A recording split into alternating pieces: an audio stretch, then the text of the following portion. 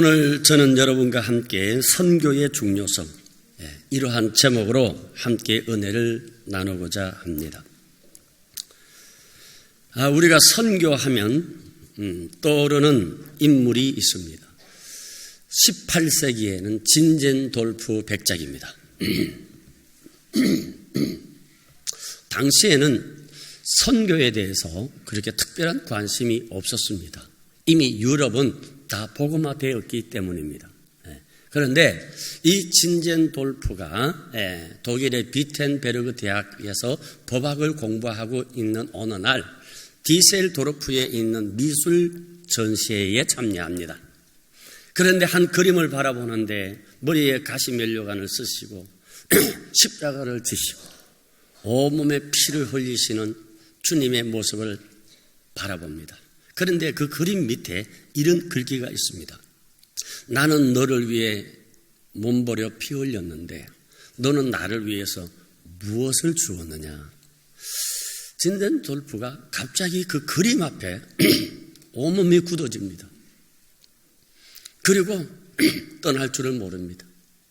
오랫동안 머물러 있고 있다가 뜨거운 눈물을 흘리면서 마음에 결심을 합니다.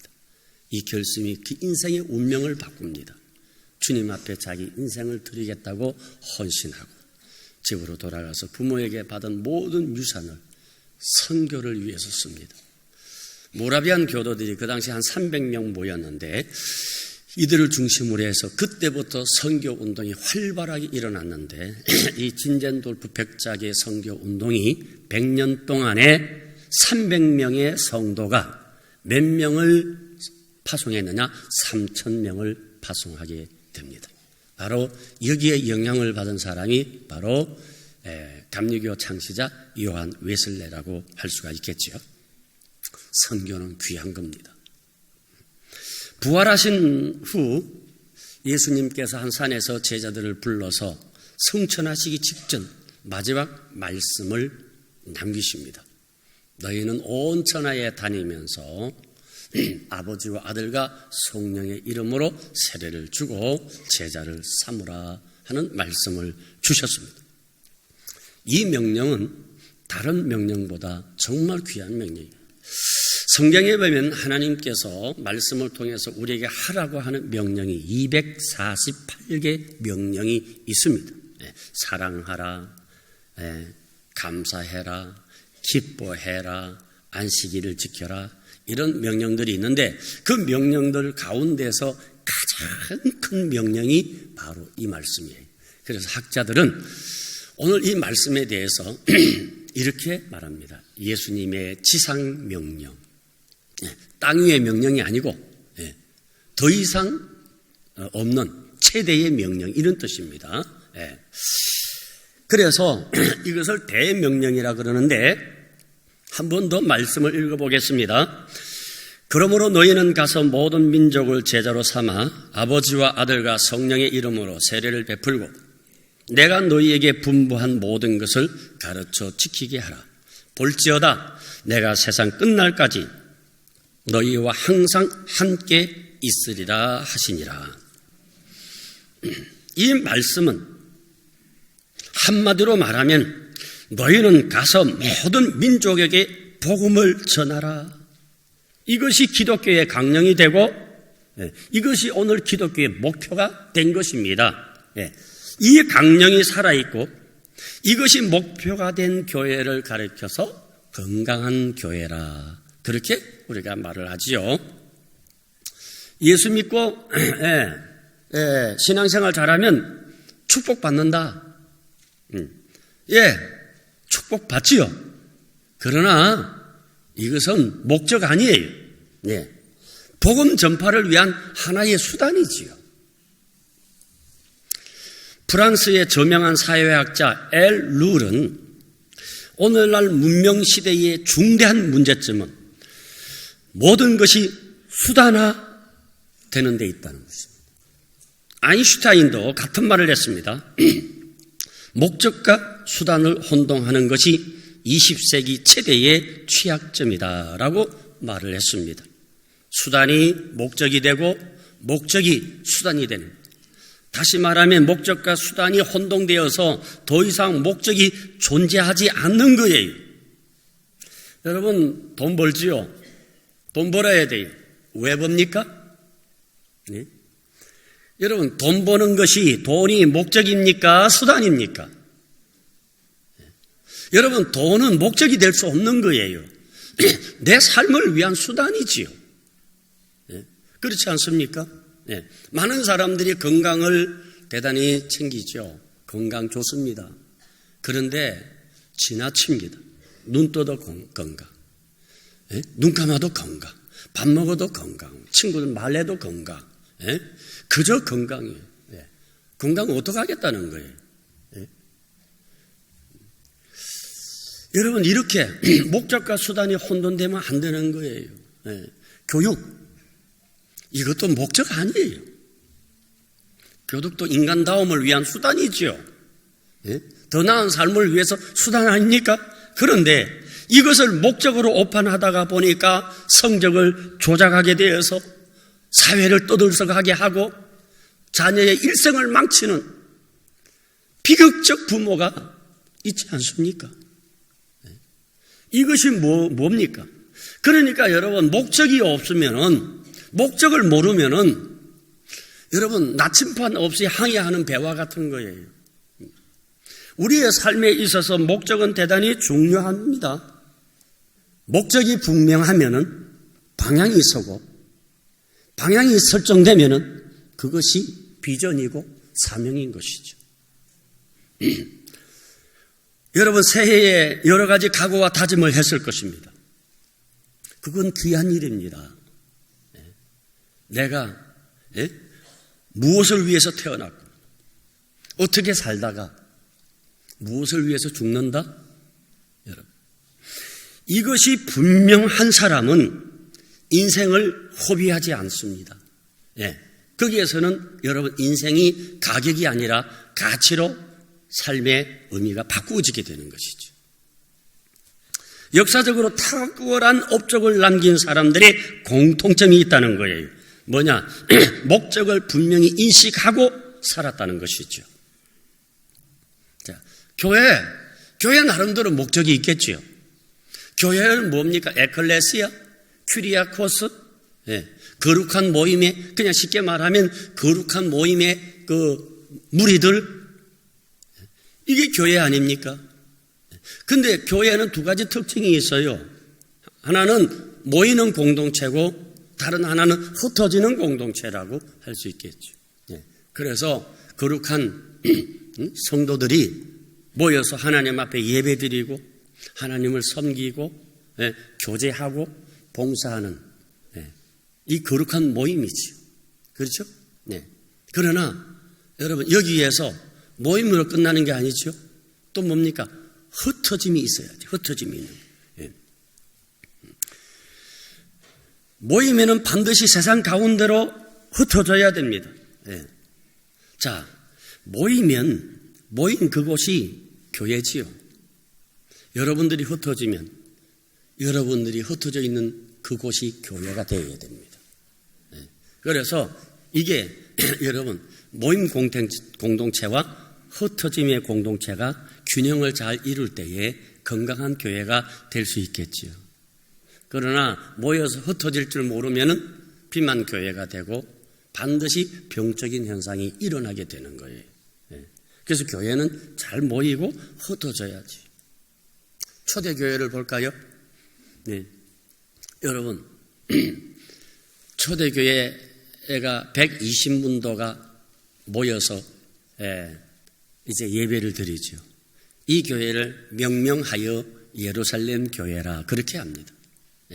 이 예루살렘 교회가 형성이 되면서 3,000명으로 5,000명으로 교회가 계속해서 성장하고 늘 교인들이 부흥되기 시작합니다.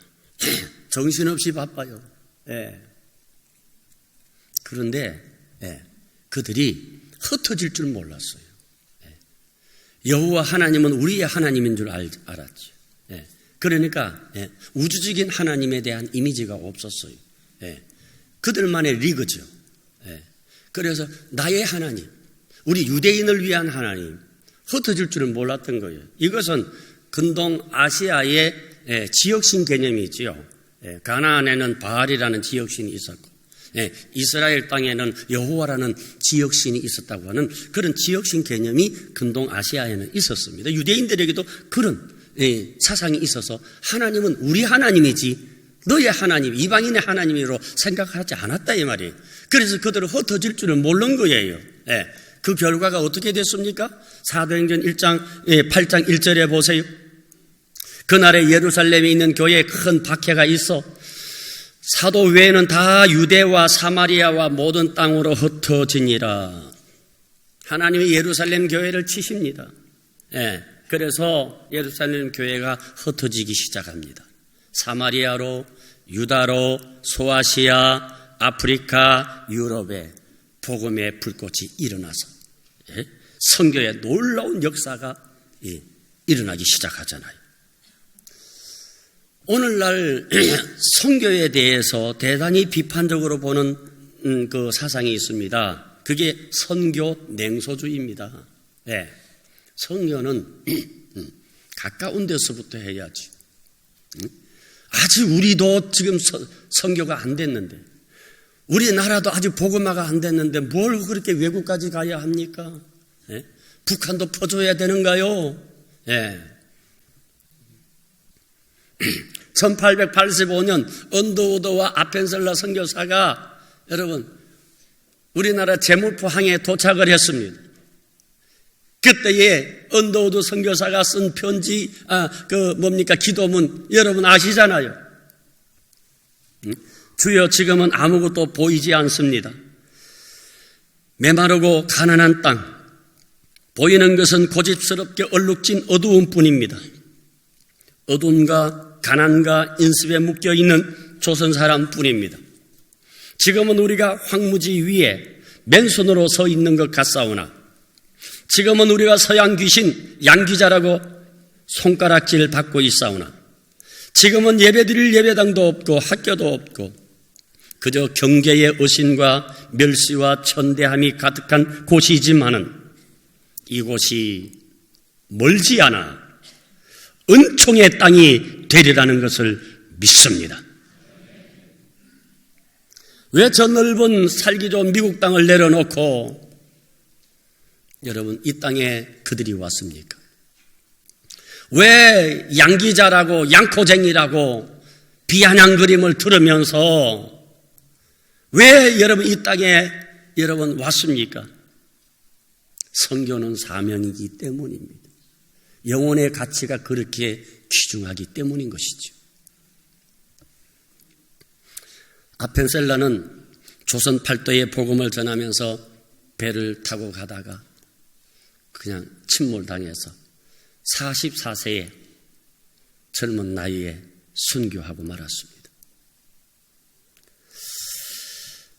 미국의 세들백 교회 류 웨렌 목사님은 오늘날 교회를 이렇게 분류했습니다. 저처럼 전통에 따라 움직이는 교회가 있다는 거예요. 역사가 오래되어서 어떤 일을 하든지 간에 전통이 우선시됩니다. 새로운 개혁은 꿈도 꾸지 못합니다. 왜? 여태까지 이래 왔으니까 그저 전통대로 하는 것이 좋아 하는 전통교회가 있답니다. 두 번째, 인물에 의해서 움직이는 교회가 있습니다.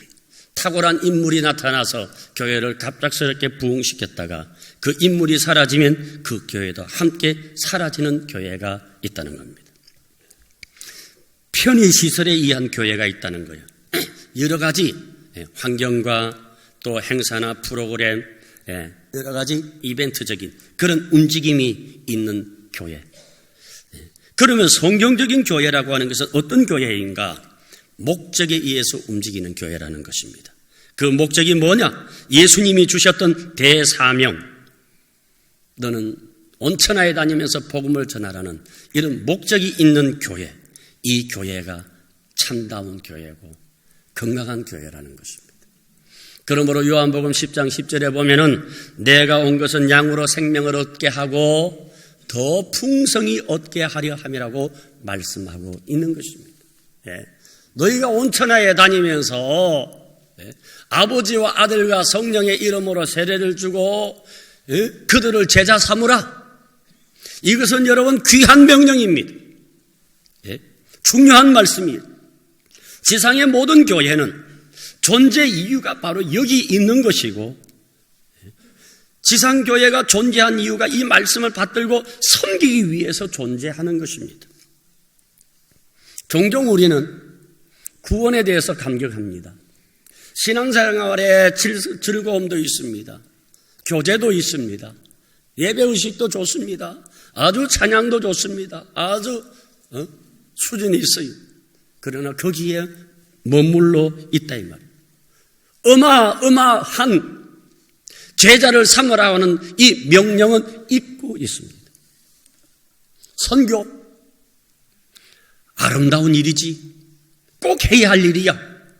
그러나 그것이 나에게 오면은 대단히 무겁게 여기고 부담스럽게 여기고 힘들게 여기는 것이 솔직한 우리의 마음이에요. 세계 100대 인물 중에 가장 큰 영향력을 끼친 인물이 미국의 오프라 윈프리라고 하는 사람이 여자 흑인 여자가 있죠. 그분이 쓴 책이 있어요. 이것이 사명이다 하는 책이에요. 이 책에 보면 세 가지가 있어요. 남보다 더 가진 것 사명이다. 남보다 더 아픈 것 사명이다. 남보다 부담스러운 것 사명이다. 여러분 우리가 남보다 좀 더 많이 가졌다. 이것은 분명히 그 속에는 사명이 있다는 것입니다. 남보다 고통이 더 아픔이 더 크다. 그것도 사명이라는 거예요. 왜? 가장 큰 아픔을 겪은 자가 다른 아픈 자를 위로할 수 있다는 것이죠. 자기에게 뭔가 그것이 부담스럽게 여겨지는 것은 사명이 있기 때문인 거예요.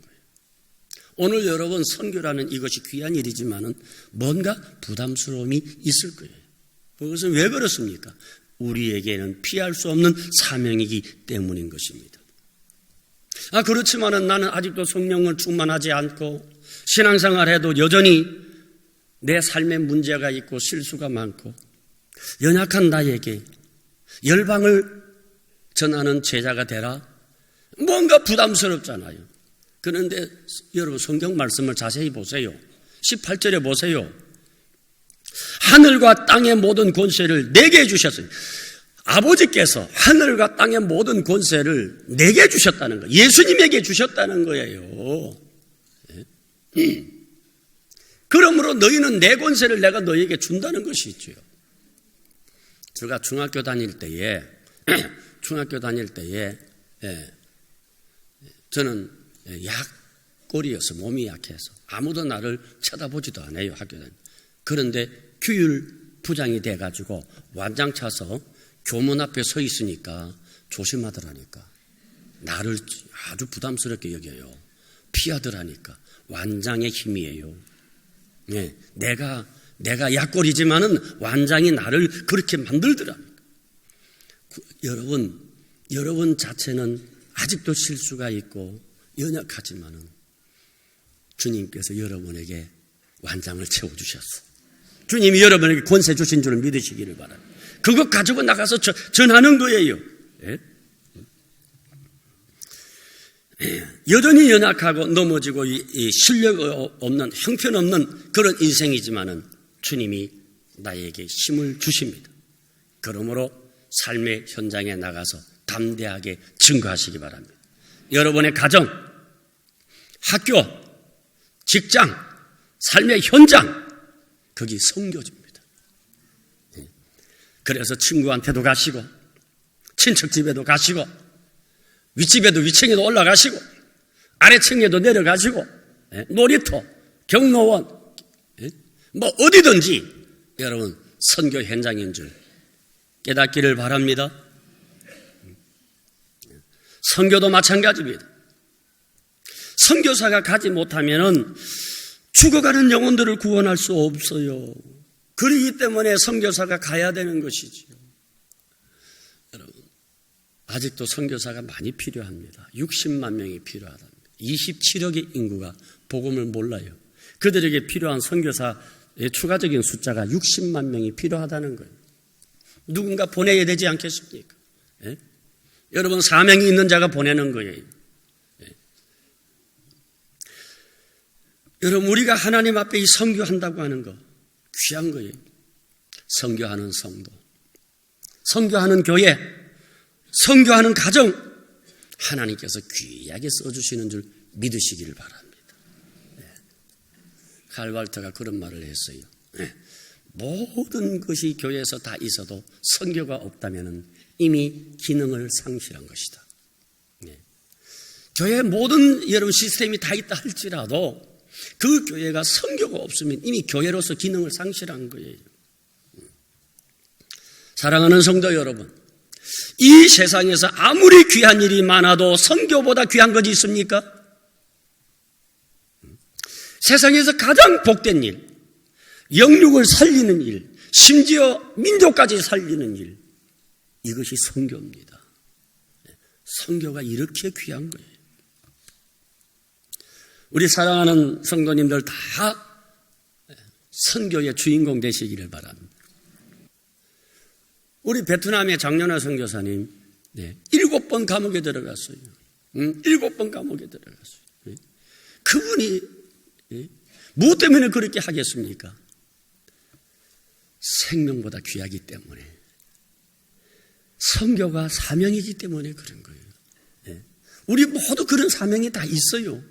그런데 우리를 대신해서 그들이 가는 거예요. 그래서 우리가 그들을 위해서 기도해 드려야 되고, 그분들의 사역을 우리가 어떤 식으로라도 돕도록 교회가 협력해 주는 거예요. 정말 여러분, 우리 교회 선교사님 귀한 분들이에요. 이런 선교사님들이 없어요.